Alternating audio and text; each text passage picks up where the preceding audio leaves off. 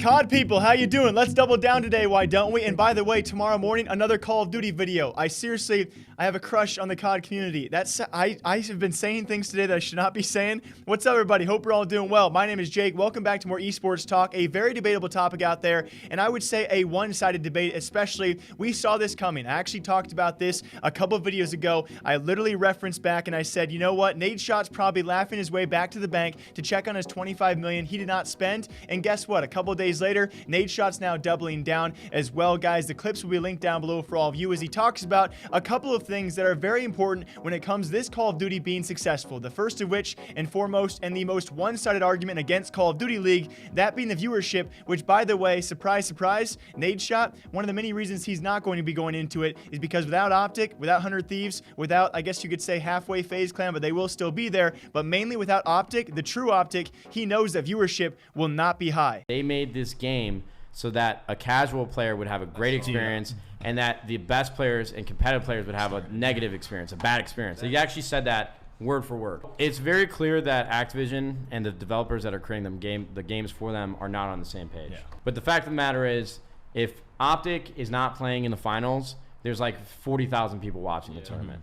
And I'm not even trying to sound like an asshole, but that's just the reality. That's just the way they have this thesis that if they create this league that they're going to have like 500,000 or 1 million people watching Call of Duty tournaments. It's insane. Like, how do they expect to get that money back? And this is something we have stressed time and time again. I know zero of you are actually surprised by this, and I do understand as well when it comes to Call of Duty League, we've had some great rivalries. We have a lot of new teams out there. The initial viewership will be there. We've already seen so many complaints, as Nadeshot does add on to, if you're going to have international pro play, where players are actually traveling between continents to different countries out there to play possibly just one best of series, and sometimes even two. If you're a fan, the own trouble in itself is, of course, paying for a ticket to see your favorite team just play once and maybe twice throughout the weekend. We've seen time and time again those arguments against this game amongst many others. And so when it comes time for this, Nadeshot simply makes a great point. Is viewership going to be there? Because if not, yes, it might be growing steadily. Yes, it might be consistent, but it's consistently very, very low compared to other esports who have very similar buy-ins. We've had Richard Lewis. We've had other experts in the scene talk about viewership.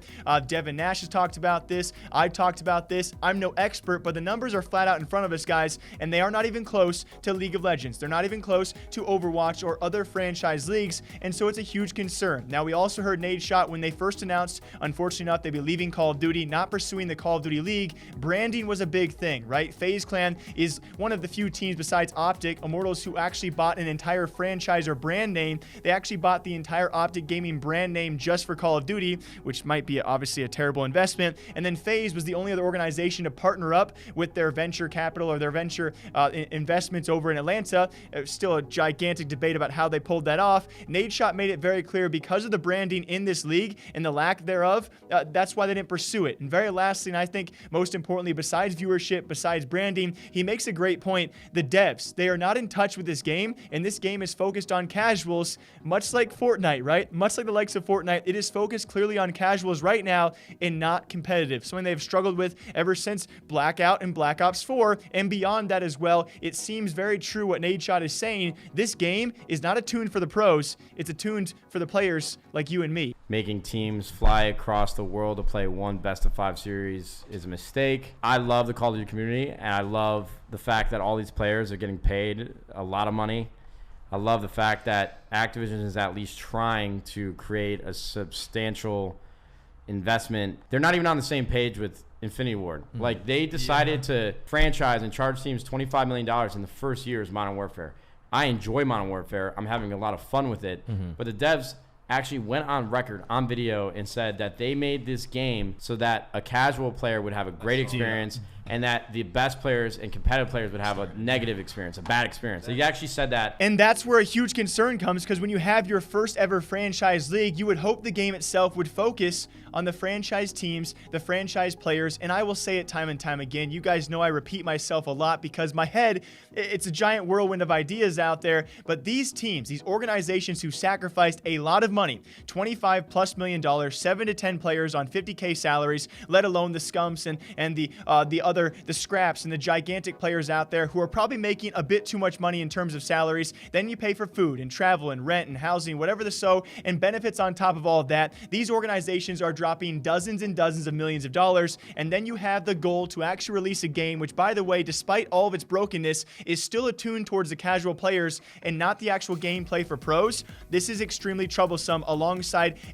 just a long list of other things, and I don't mean to be angry at this. I am still very excited, and I think the players out there are doing a great job trying to drive some controversy and some drama out there and actually hope for good viewership, but we are going to see exactly how this format works, and it is very likely, it's somewhat likely at the very least, this league could fall apart in its first year, and that's extremely worrying, and that's why Nadeshot made it very clear with those clips, guys, that Call of Duty League, as of right now, it looks like a complete mistake. What do you guys think about this? Obviously, always curious what you guys think as well. As per usual, I hope you guys all enjoy the breakdown of Call of Duty esports gaming news. If you guys have a story for me, my DMs, the comment section, they're always open. Thank you guys for the great interaction, the great views. You guys have been amazing as of late. Really do appreciate all of you. Until next time, take care. Smile today, all right? Bye-bye.